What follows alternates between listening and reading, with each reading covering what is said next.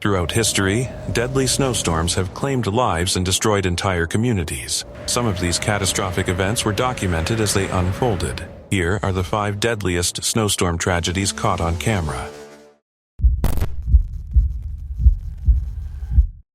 When people talk about the worst blizzard in recorded history, they often measure it in dollars. Destroyed homes, collapsed infrastructure, and billions lost in recovery efforts. But numbers don't tell the full story. The real weight of a disaster is measured in lives shattered, families buried under snow, and communities fighting for survival against a force of nature that shows no mercy. If we judge by loss of life alone, one storm stands far above the rest: the 1972 Iran blizzard. It remains the deadliest blizzard ever recorded. Iran is not the first place that comes to mind when people imagine massive snow disasters. Many associate the country with deserts and dry heat. Yet, hidden within its geography are towering mountain ranges and high-altitude valleys that regularly experience heavy snowfall. Much of Iran also lies within a climate zone where powerful extratropical cyclones form, massive low-pressure systems that drive winter storms, fierce winds, and blizzard conditions across large regions. These atmospheric giants fuel chaos. They bring cloudbursts, freezing rain, heavy snow, and howling winds. In meteorological terms, they are called low-pressure systems or frontal systems, but on the ground, they feel like an unstoppable wall of weather rolling in. In early February 1972, that wall hit Iran. It began on February 3rd. Snow started falling, heavy, relentless, and unyielding. What initially appeared to be a strong winter storm quickly escalated into something far more dangerous. For 7 straight days, from February 3rd to February 9th, snow continued to pour from the sky. But the nightmare had already started before that. January storms had blanketed western Iran in snow, laying the foundation for disaster. As temperatures dropped and the storm intensified, snowfall piled higher and higher. In many rural areas, snow accumulated to nearly 10 feet deep. In parts of southern Iran, reports suggest snow reached an astonishing 26 feet, high enough to bury homes completely. Imagine waking up to silence, doors frozen shut, windows buried under solid walls of snow, roofs collapsing under the pressure, villages disappearing beneath white waves that swallowed everything in their path. Cars vanished. Roads were erased. Entire transportation networks became useless as the highways turned into frozen trenches. Buses and vehicles were trapped mid-route. People attempting to travel were stranded, surrounded by endless white terrain with no rescue in sight. Power lines snapped under the weight of snow and falling trees. Electricity failed. Heat disappeared. In freezing temperatures, losing power wasn't just inconvenient, it was deadly. Inside homes buried deep beneath snow, families struggled to survive. There was no way to dig out quickly when the snow layers were stacked higher than a building. Supplies were limited. Food ran low. Medicine became unreachable. Ventilation was blocked. Oxygen levels inside trapped structures dropped. Rescue efforts were launched as quickly as possible. Aid workers tried to reach isolated communities, pushing through deep drifts and dangerous conditions. Teams worked tirelessly to deliver food and assistance to areas cut off from the world. But nature struck again. Around February 11th, another blizzard hit Iran. Just days after rescue operations had begun, the country was slammed by a second wave of severe winter weather.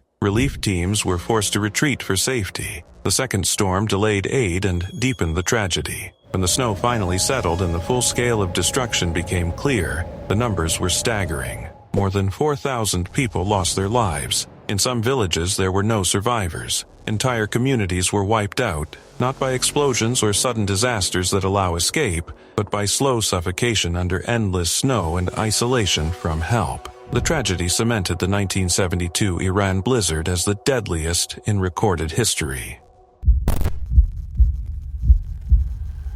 The 2008 Afghanistan blizzard was not just a winter storm. It was a slow-moving catastrophe that turned freezing temperatures into a nationwide emergency and transformed snow into a silent killer. When it struck in early February, the storm unleashed a brutal cold that plunged temperatures to nearly 30 degrees and 20 degrees in mountainous regions. snowfall reached staggering levels in high-altitude areas, while relentless winds whipped through valleys, triggering widespread avalanches. What began as extreme winter weather quickly escalated into one of the worst humanitarian crises Afghanistan had experienced in decades. The storm did not isolate one city or province. It spread across the entire country. But western provinces such as Herat bore the heaviest blow. Remote villages were cut off from roads buried under thick snow. Mountain passes vanished. Communication lines faltered. In a nation already struggling with conflict, poverty, and fragile infrastructure, the blizzard struck at the worst possible time. By the time the storm settled, at least 926 confirmed deaths had been reported nationwide, most caused by hypothermia, frostbite, and deadly avalanches. Nearly half of those fatalities were recorded in Herat province alone. Behind each number was a family that lost someone to the freezing silence of winter. The destruction extended far beyond human casualties. Livestock, the backbone of rural Afghanistan's economy, suffered catastrophic losses. More than 316,000 cattle perished as animals froze in open fields or starved when shelter and feed became inaccessible. For many pastoral families, herding was not just income, it was survival. The death of livestock meant the collapse of livelihoods overnight. Homes also crumbled under pressure. Around 833 houses were destroyed by heavy snow and avalanches, displacing thousands of families. Most rural structures were built from mud, thatch, and basic materials, unable to withstand extreme weight from accumulating snow. Roofs collapsed suddenly. Entire households were left exposed to sub-zero conditions without protection. Hospitals were quickly overwhelmed by frostbite cases. Dozens of people required amputations, particularly shepherds and rural workers stranded in remote districts who had no access to timely treatment. Medical facilities struggled with shortages of equipment, fuel, and personnel as roads remained blocked and supply chains failed. Emergency response efforts were launched immediately. Afghan authorities, supported by international organizations such as the United Nations and multiple NGOs, mobilized relief operations. Teams worked to distribute blankets, food supplies, heating fuel, and medical aid to affected provinces. Aid convoys attempted to push through snow-choked roads to reach isolated communities, but access was the greatest challenge. Many regions remained unreachable for days or even weeks. Snow blocked highways. Mountain routes were impassable. Helicopter operations were limited by harsh weather conditions. Aid delivery was slow, and fears grew that additional deaths went unreported in villages too remote to assess quickly. As rescue operations were underway, authorities faced another obstacle. The country's vulnerability to extreme weather was amplified by structural weakness. Decades of conflict following the 2001 invasion had severely damaged transportation systems and infrastructure. Roads were fragmented and poorly maintained. Weather monitoring stations were scarce, leaving large areas without reliable early warning systems for severe winter events. Afghanistan's population in 2008 was largely rural. More than 70% lived in remote or high-altitude regions. Communities depended heavily on agriculture and livestock, with pastoral groups known as the Kuchi numbering around 2 to 3 million people. These families relied on seasonal migration and herding for survival, making them extremely exposed to sudden environmental shocks. Livestock production contributed significantly to the national economy, representing roughly 30% of agricultural GDP, and agriculture itself made up about a quarter of the country's total GDP. When the blizzard killed hundreds of thousands of animals, it did not just destroy individual farms, it struck at the economic foundation of entire regions. Pre-existing food insecurity made matters worse. Reports prior to the storm indicated that more than half of Afghan children under 5 suffered from chronic malnutrition, while large percentages were underweight. In provinces like Badakhshan and Herat, areas already isolated by rugged terrain and poor connectivity, families were already struggling before the snow began to fall. Then the blizzard hit. Snow accumulated rapidly during late January and early February, reaching over 1 meter in many locations and exceeding 1.8 meters in mountainous districts.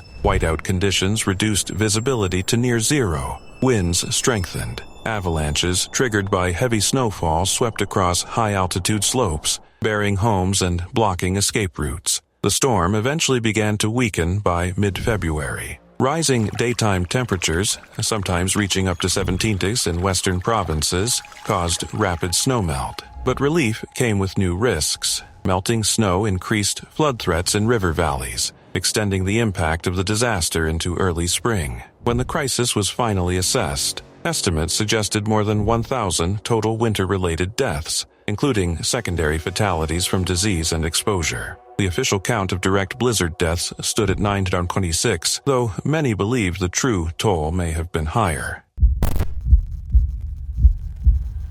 The blizzard of 1888 remains one of the most iconic and catastrophic winter storms ever recorded in the United States. It was unprecedented in its intensity, deadly in its impact, and unusual in its behavior. More than 400 people perished across the storm's path, including around 200 in New York City alone. Many victims were found buried in massive snowdrifts that swallowed streets and sidewalks in downtown Manhattan. On March 13, 1888, temperatures in New York plunged to 6 degrees during the storm, still the coldest temperature ever measured there so late in the season. The disaster unfolded against a backdrop of extreme cold that had already gripped the country. January 1888 brought one of the most intense cold waves on record to the Intermountain West and the Northwest. As the freeze spread eastward, it produced record-breaking lows across the upper Midwest and parts of the Rocky Mountains. Temperatures plunged to historic extremes,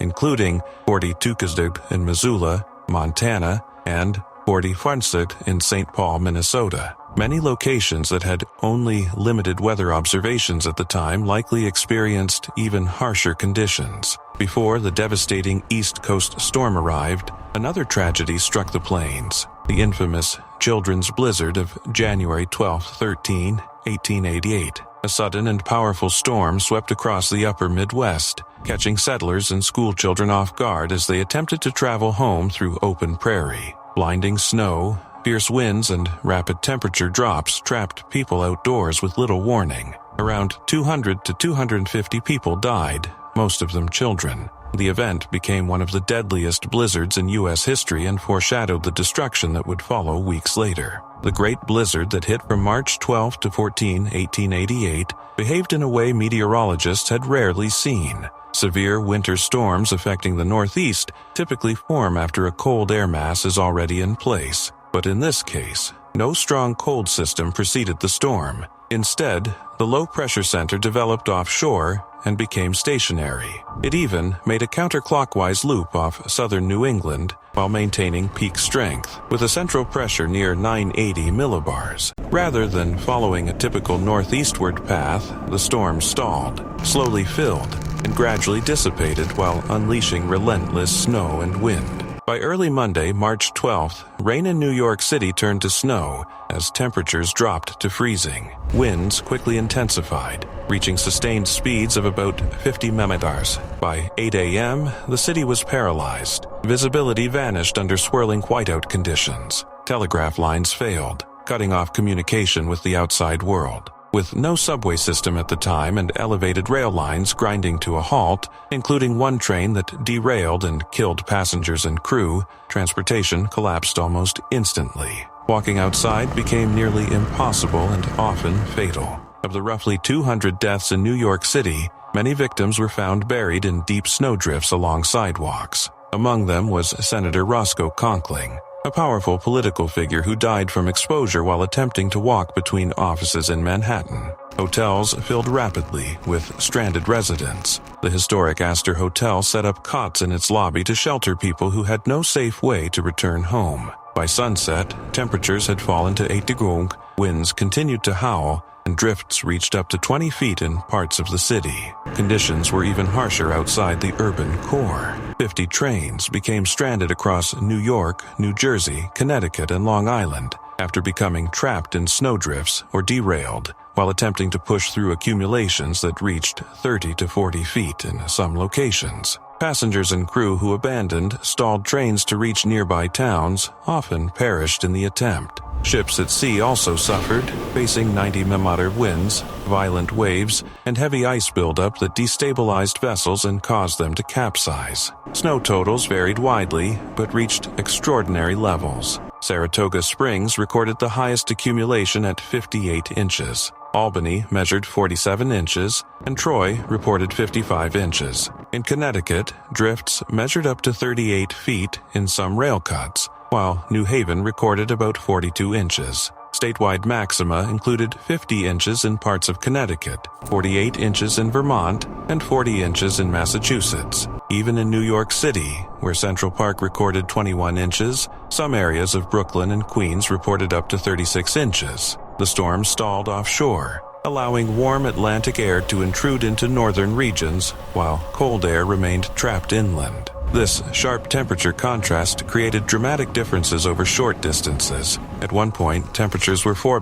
in one Vermont town and 34 just 60 miles away in New Hampshire. The event highlighted how powerful atmospheric boundaries can shape extreme weather outcomes. Beyond the devastation, the blizzard changed America's infrastructure forever. It became the first widely photographed natural disaster in U.S. history, with images documenting the chaos and destruction. The paralysis of railroads and telegraph lines exposed the vulnerability of above-ground systems. In New York City, the failure of transportation and communication helped accelerate plans for an underground subway system, a project that later became one of the largest transit networks in the world. On January 26–27, 1967, Chicago was struck by the most powerful snowstorm in its recorded history. The snow began early on Thursday morning at 5:02 a.m., and within hours the city was being swallowed by relentless whiteout conditions. By 10:10 a.m. the following day, a record-breaking 23.2 inches of snow had fallen, blanketing streets, buildings, and transportation networks. Strong winds swept across the city, creating massive snowdrifts that reached 4 to 6 feet in many areas and turning entire neighborhoods into frozen obstacles. Just days before disaster struck, Chicago had experienced unusually warm weather. The high temperature reached 65 degrees and the low dipped to 44 degrees, conditions that felt more like early spring than midwinter. But on January 25th, a powerful cold front surged through the upper Midwest, abruptly replacing the mild air with freezing temperatures. Moisture from the southern plains and Gulf Coast combined with cold, dry air flowing from high pressure over Lake Superior and southern Ontario. The pressure difference between this system and low pressure over the Ohio Valley intensified winds, which roared off Lake Michigan and fueled the storm's strength. As snow piled up rapidly, chaos unfolded across the city. By noon on the first day, about 8 inches had already accumulated, forcing the closure of O'Hare Airport. The schools and workplaces released people early, but leaving did not guarantee safety. Roads became clogged with vehicles sliding and spinning in deepening snow. By Friday morning, Chicago had ground to a complete halt. Approximately 20,000 cars and more than 100 CTA buses were stranded across the metropolitan area. Transportation became nearly impossible. Emergency services launched desperate rescue efforts. Helicopters delivered medical supplies to hospitals and transported food and blankets to motorists trapped in vehicles. Some expectant mothers were forced to reach hospitals through unconventional means, including sleds, bulldozers, and snowplows. At least a dozen babies were born at home during the storm as travel remained severely restricted. The city relied heavily on improvisation and cooperation to survive the crisis. By January 28th, cleanup operations began in earnest. Public transit slowly resumed, though many bus routes remained blocked by abandoned cars. Thousands of vehicles buried in snow obstructed plows and delayed recovery efforts. Crews gathered the massive snow piles and hauled them by dump truck to disposal sites, including dumping some into the Chicago River. In a surprising twist, snow from Chicago was even transported by rail to Fort Myers Beach, Florida, after a 13-year-old girl wrote to a railroad company requesting snow for people who had never seen it. O'Hare Airport reopened around midnight on January 30th, restoring a critical transportation hub. Most schools followed soon after, reopening by Tuesday. However, the damage from the storm had already been done. The blizzard claimed 60 lives across the Chicago area and caused an estimated $150 million in business losses, equivalent to more than $1 billion today. The disruption to commerce and mobility was so severe that many compared its impact to the aftermath of the Great Chicago Fire of 1871. In the days that followed, images captured the scale of the recovery effort. Workers cleared massive snowbanks at Union Station. Commuters walked through deep piles of snow along major streets like Grand Avenue and State Street. Signs were placed beside yardsticks buried in snow to measure just how deep the accumulation had become. These visuals became lasting symbols of how the city fought its way back after being immobilized. The blizzard also sparked reflections on community and resilience. In May 1967, writer Studs Terkel discussed the event with residents who described how interactions between strangers changed during the storm. People who might normally ignore each other in daily urban life often depended on one another for survival. Photographers like Don Bierman documented scenes inside Union Station and elsewhere, preserving images of how Chicago responded to one of its most defining winter disasters. Around 9 p.m. on January 28, 1922, a brutal blizzard set the stage for one of the deadliest structural disasters in Washington, D.C.'s history. Snow had already been falling for more than 24 hours, blanketing the city in thick drifts and paralyzing streets. Despite the dangerous conditions, hundreds of people gathered inside the Knickerbocker Theater, the largest movie house in the nation's capital at the time. The venue could hold about 1,700 people and was often described by historian Kevin Ambrose as the Titanic of Washington theaters. On that night, roughly 500 moviegoers attended a screening of the silent comedy Get Rich Quick Wallingford. Outside, the storm intensified, piling heavy snow onto the building's flat roof, while audiences sat unaware of the growing danger overhead. Tragedy struck shortly after intermission. The immense weight of accumulated snow caused the roof to buckle. It split down the middle and collapsed onto the concrete balcony below. The balcony itself gave way under the force, crashing into the seating area. In seconds, steel, concrete, and debris rained down on men, women, and children trapped inside, turning an evening of entertainment into chaos and devastation. People in nearby areas rushed to help once they heard about the collapse, but rescue efforts were immediately slowed by snow-blocked streets. Drifts made roads nearly impassable, preventing emergency vehicles from reaching the site quickly. Eventually, more than 600 firefighters, soldiers, and Marines arrived to assist in search and recovery operations. Army Major George S. Patton, who would later gain global recognition during World War II, was assigned to oversee the response. The following day, rescuers were still carefully digging through wreckage to reach victims buried deep in the debris. When the dust settled, the toll was catastrophic. 98 people were killed, including former Congressman Andrew Jackson Barchfeld and several prominent political and business figures. Another 133 individuals were injured. The storm delivered 28 inches of snow, one of the largest accumulations recorded in the city, and the disaster became known as the Knickerbocker Storm. It remains one of Washington's deadliest architectural failures and one of the most tragic structural collapses in U.S. history. Multiple investigations followed. The city government, Congress, and the city coroner examined the cause of the collapse. Officials concluded that poor structural design played a central role. The theater had used arch beams to support its flat roof, but those beams were unable to withstand the extraordinary weight of the snow. Under pressure, they failed. The tragedy had lasting consequences for those involved. The building's architect, Reginald Gere, who also designed Washington's Lincoln Theater, later died by suicide. The theater's owner, Harry Crandall, also took his own life. Beyond personal loss, the disaster forced a serious re-examination of construction standards. City authorities updated building codes to require stronger structural support, including the use of steel I-beams and improved roof engineering to prevent similar failures.